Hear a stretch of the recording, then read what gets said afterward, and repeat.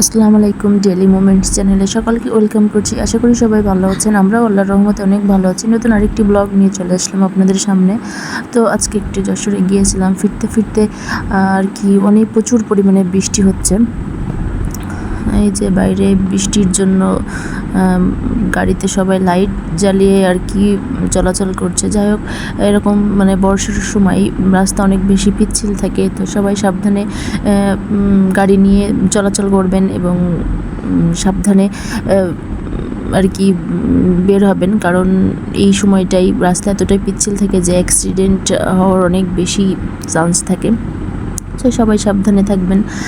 আর এই যে বৃষ্টির দিনে একটু গরুর মাংস না হলেই নয়, তো বাসায় এসে আর কি গরুর মাংস রান্নার প্রিপারেশন নিচ্ছি। তো আজকে আমি গরুর মাংসটা একটু অন্যরকম করে রান্না করার চেষ্টা করব।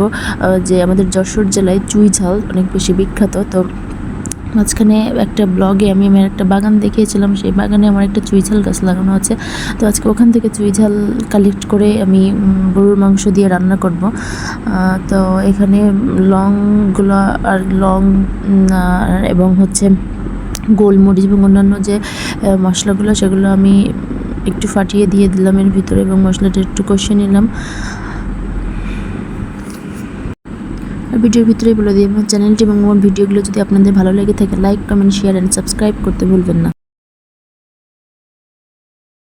মশলাটা এভাবে হতে থাকুক, আর অন্যদিকে আমি গরুর মাংস ধুয়ে নিয়েছি এবং যে চুই ঝাল এগুলো আর কি কেটে নিয়েছি এবং এখন এগুলোকে ক্লিন করে নিব। দেখতে এগুলো একটু চিকন সাইজের, বাট টেস্ট সেমই। অনেক আছে যে মানে মাটি কিংবা অন্যান্য জিনিসের জন্য গুণাগুণটা একটু মোটা হয়। যাই হোক, আর অন্যদিকে আমি একটু কাবাব তৈরি করে নিব, সেজন্যই আর কি প্রিপারেশন নিচ্ছি। আজকে কাবাবের ফুল রেসিপিটা দেখলাম, ইনশাল্লাহ অন্য একদিন কোনো ভিডিওতে দেখানোর চেষ্টা করব।